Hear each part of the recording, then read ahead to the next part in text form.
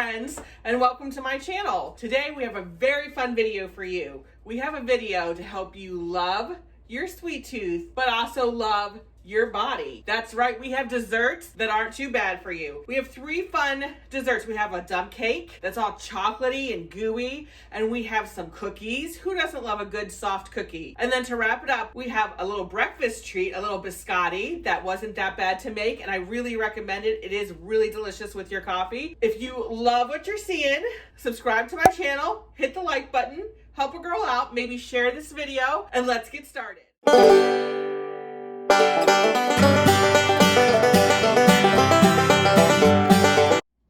Okay, so for this recipe, you're going to need a slow cooker. You're going to need sweet pitted cherries. You're going to need a devil's food cake mix. Now, Pillsbury does make a sugar-free one, and this would lower your points if you were doing WW or your calories. However, the store I went to didn't have the devil's food one. They did have the yellow cake one, so I picked that up, and they had a brownie mix that was sugar-free, and I picked that up for some future recipes. You're gonna need Land O'Lakes. You want a whipped butter because it is 45% less fat. You need some pumpkin. You need a sugar alternative, so I'm using monk fruit, and then you need some cornstarch. So let's get started. Okay, we are going to make the cake topping first. Now this is a dump cake, and I'm not sure how many of you know what dump cake is. My mom always made one with cherries and pineapple, and what you do is you take some kind of fruit and you put it at the bottom, and then you take just cake mix, dry, and put it on top, and then you usually do butter, and then she always did nuts, and you bake it, and it's so good. This one's a little different. We make a crumble to go over the cherries. So the first thing we need to do is we need to get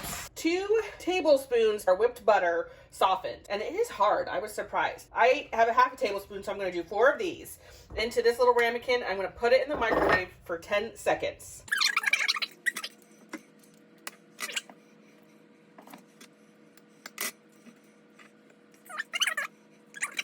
You know, it reminds me of when I was little. I had a grandma that lived in Tennessee, and when she would come into town, we'd always go to Belgrade's, which is a fried chicken place. And they always had bread and butter, and their butter, I think, was frozen when it came out. It was those little pats of butter individually wrapped, and it was always so hard, and the bread was so soft. I always had to heat it up in my hands. And that reminds me of this. So we need 1 more to give us 2 tablespoons.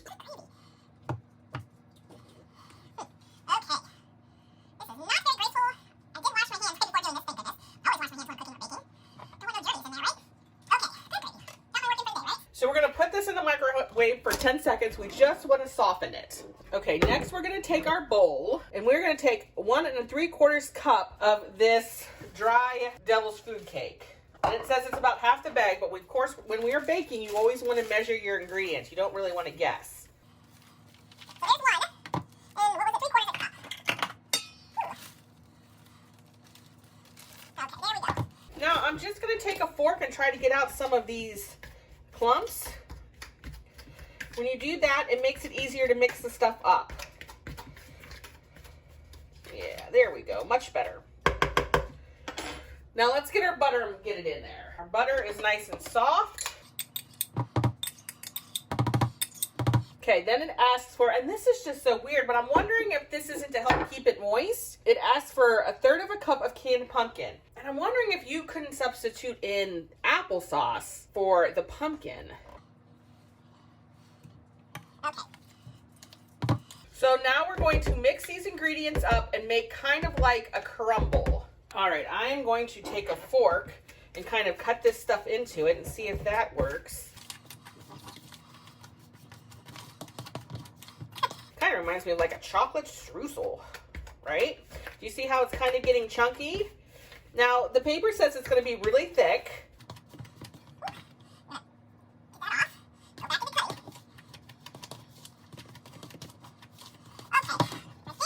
That might be as good as it gets. All right. I'm going to set that aside for right now and grab my crock pot. To the crock pot, we're going to add 3 cups of the cherries.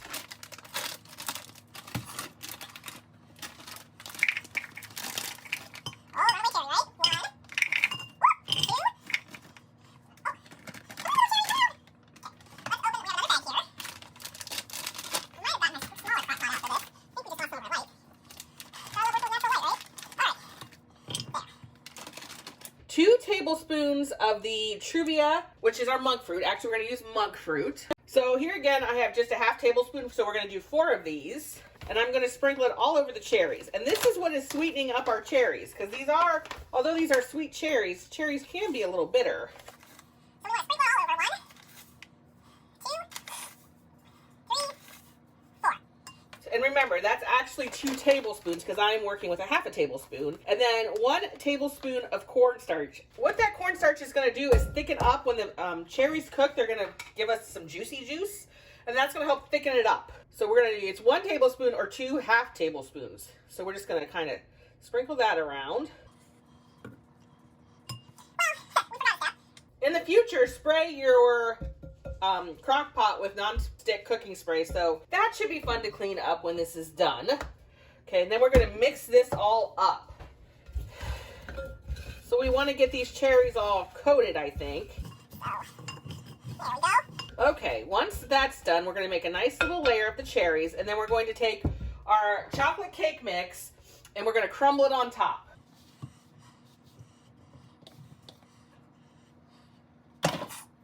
Okay, we want all of it on there, so make sure you clean off the fork. We're going to cook this on high for 2.5 hours because it is a slow cooker. I'm going to go ahead and get it started, and I will see you in 2.5 hours.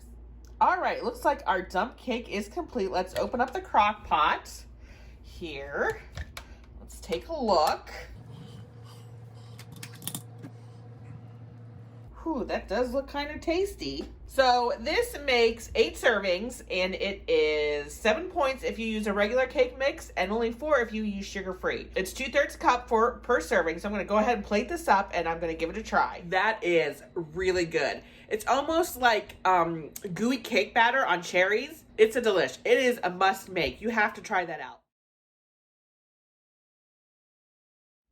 All right, so today we are making soft ginger cookies. I'm really excited for this recipe. So what we're going to need is some ground ginger, some light butter. I'm using whipped butter. It's 45% less fat. I'm going to use pumpkin seasoning. The actual recipe calls for cinnamon and cloves, but I think pumpkin seasoning will just be good in it. Some molasses, self-rising flour, an egg, a brown sugar substitute, and you guys know I like trivia, a sugar substitute, and I'm going to use monk fruit sweetener. Now, we want self-rising flour, not regular flour. So we're going to take 2 1/4 cup of self-rising flour. 1, 2,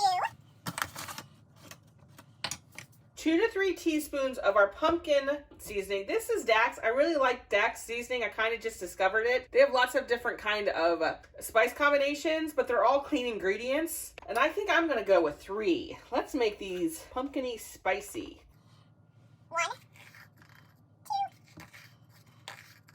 2, 3. And then a teaspoon of our ground ginger. And then I'm just going to give it a little stir to kind of get everything incorporated, just using our little teaspoon stirrer. Okay, then I'm going to set that aside and work on our wet ingredients. Okay, I got our butter in a bowl. That is 6 tablespoons of our light butter, and I did throw it in the microwave for about like 10 seconds just to soften it up a little bit. Then we want a 1/2 cup of our sugar substitute. So our monk fruit.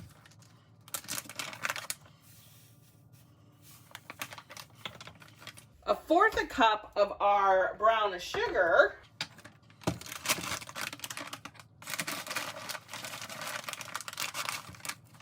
getting a little hard on me. That should be good. 1/4 cup of our brown sugar. Then we're just going to beat this together till it gets kind of combined. All right, then I'm going to take 1 egg and Get in there.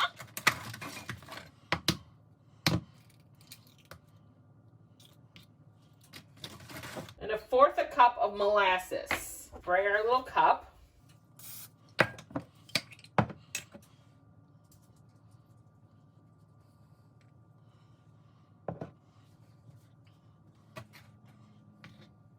And then we are going to mix this till combined. Then we're going to take our flour mixture and slowly start adding it and mix it in.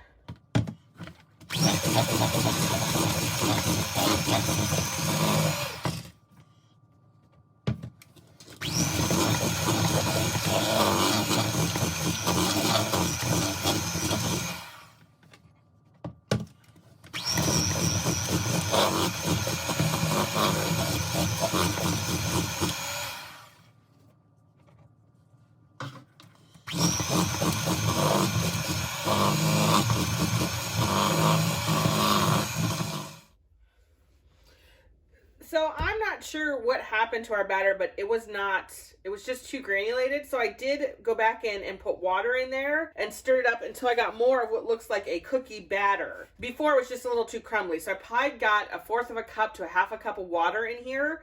So hopefully everything will still work. So now we're just going to make them into balls, put them in some sugar, our sugar substitute. Our oven's 350 degrees for 11 to 13 minutes.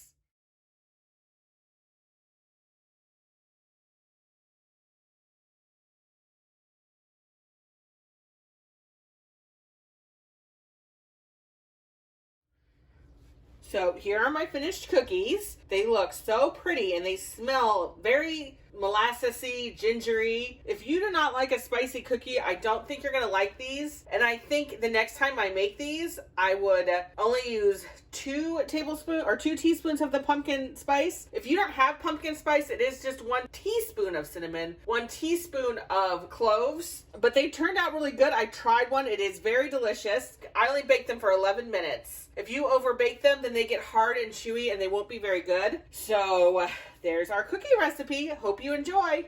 Bye. All right, so we are preheating our oven to 325 and we're going to combine all of the dry ingredients first. So let's see, we need flour. I have my recipe in front of me here. We need 2 cups of flour.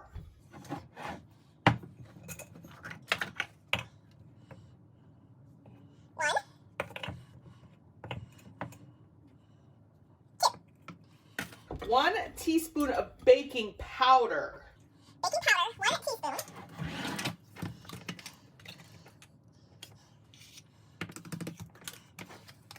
1/2 teaspoon of salt. And then 3 tablespoons of mini chocolate chips. What's your favorite coffee drink?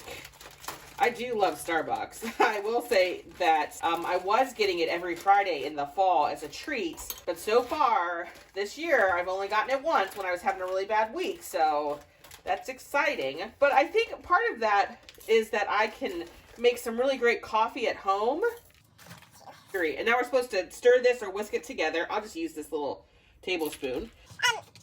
I love to make the coffee at home, and there's so many good creamers. Over the Christmas time, did any of you see those Elf creamers from the movie Elf? They had a frosted sugar cookie that I loved, and you just couldn't find it anywhere. I think I was able to get it twice, and then as Christmas got closer, they didn't have it. They couldn't keep it in stock, so I was really sad. I did just try another one in January, the Funfetti cake one, and it was really good. I still want my frosted sugar cookie. If any of you know a frosted sugar cookie creamer, let me know, because I need more of that in my life. So we are going to set this aside and we're going to work on our wet ingredients. All right, now we are going to combine our wet ingredients in a bowl. We need 1 cup of sugar, and this is actual sugar. So I think you could probably get lower points on this if we were to use like a sugar substitute. 1 cup of sugar, that's a lot of sugar. I mean, you're talking to cookies that ask for a cup. I guess they do, 3/4 of a cup. I mean, brown and white. All right, so there's our sugar. 2 large eggs. There's 1.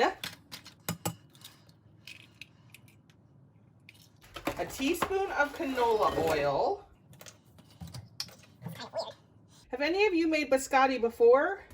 I would like to be able to get good at making biscotti and kind of deviate from the recipe and make different kinds. I just love biscotti. And a teaspoon of vanilla. Now, we are supposed to take an electric mixer and beat it till frothy.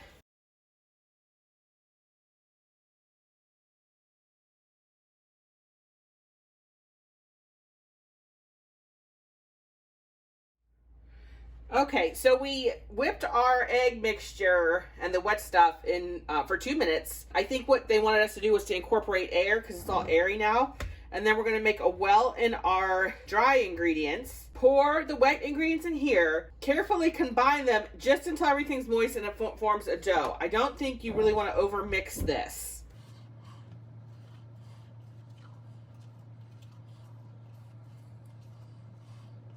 Okay.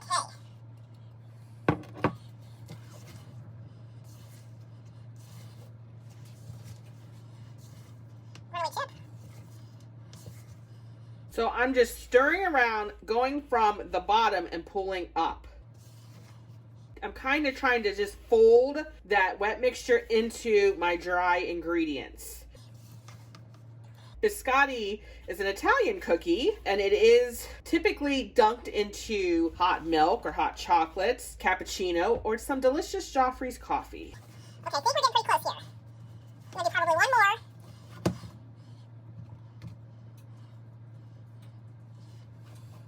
One more, I think. There's still some dry on the bottom there. I'm going to kind of mush those dry into my dough. Whew, this is a very stiff dough.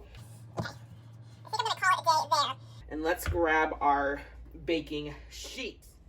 Okay, now we have sprayed our cookie sheet. Our oven's already heated at 325. Okay, and it wants us to form our dough into a 13 by 3 inch log. No idea what that means. Get all the dough out here. Oh, I see. We still have some loose flour there.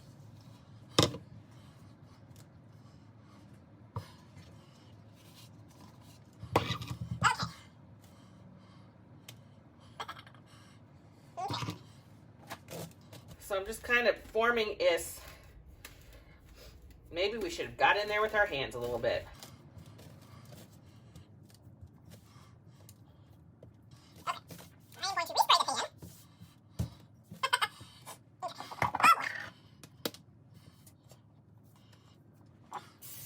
Okay. So now I'm attempting to form it into a 13-inch by 3-inch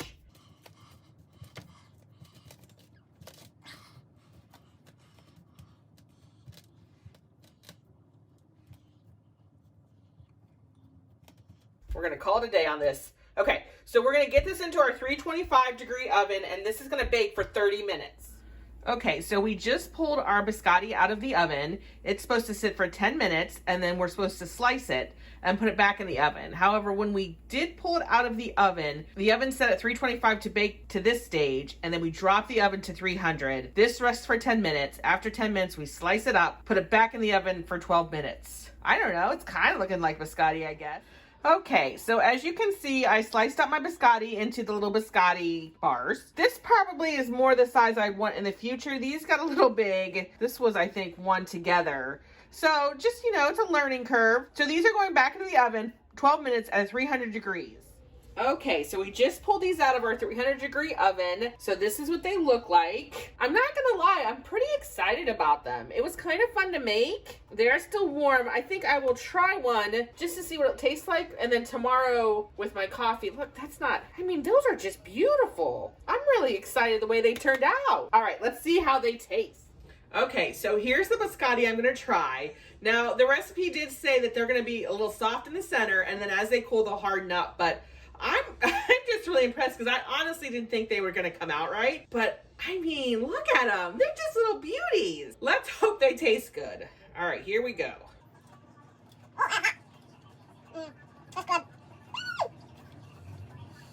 That's going to be so good tomorrow in my coffee. You know what would be nice for Valentine's Day is to make these and then dip them in chocolate. And then you have the chocolate out on the outside, just like one of the tips. And then they dip that in coffee and that kind of melt or hot chocolate. That'd be really good. So I'm so excited about this new recipe. And you guys, you have to try it. It actually was really easy. All right, hope you enjoyed this. Bye.